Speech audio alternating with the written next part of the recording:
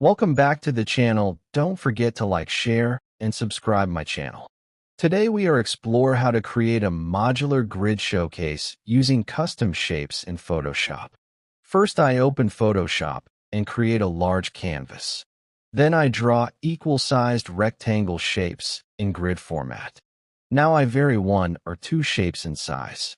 After that, I apply accent colors selectively.